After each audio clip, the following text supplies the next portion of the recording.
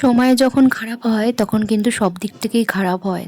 কেন বললাম কথাটা, তো শাশুড়ি মায়ের খুবই শরীর খারাপ, বিছানা থেকে উঠতে পারছে না, কদিন ধরে খুব জ্বর।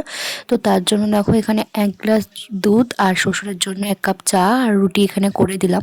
কারণ খালি পেটে তো ওষুধ খেতে পারবে না, খাওয়ার জন্য বললাম যে দুধ দিয়ে রুটিটা খেয়ে নিয়ে তারপরে এই যে প্যারাসিটামল আর গ্যাসের ওষুধটা দিচ্ছিলাম একটা একটা করে খেয়ে নেওয়ার জন্য।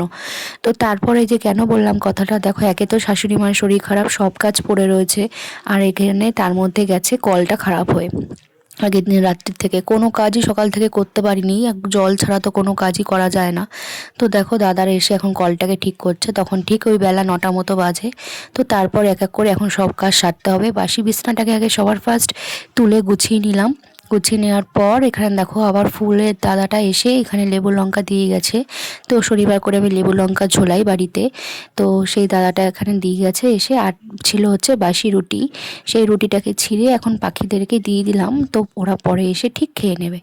আর তারপর দেখো ছেলে চলে এসছে পড়া থেকে, এখন ওকে টিফিনে করেছিলাম রুটি আলুর তরকারি, সেটা ওকে খাইয়ে দিলাম। তো তারপর এখন বাসি ঘরটাকেও মুছে নিচ্ছি। বাসি ঘরটাকে মুছে নেওয়ার পর এই যে বাইরে চলে এসেছি, যে বললাম সব কাজই পড়ে রয়েছে সকাল থেকে। তো উঠোনটাকে বাসি উঠোনটাকেও একটু জল ছিটিয়ে ঝেড়ে নিলাম। আর এই কদিন তোমরা আমার ভিডিওতে এত এত ভালোবাসা দিচ্ছ, এত সুন্দর সুন্দর কমেন্ট করছো, তোমাদের কমেন্ট দেখে আমার ভিডিও করার ইচ্ছাটা আরও বেড়ে যাচ্ছে।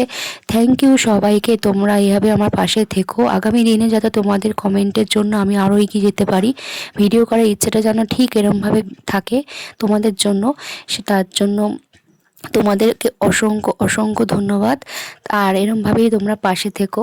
আর তো দেখো সেদিন যেহেতু ভেজ ছিল শনিবার, তো তার জন্য এখানে মানে টক দিয়ে, তেঁতুল দিয়ে ডাল করেছি, টমেটো ধনেপাতা দিয়ে।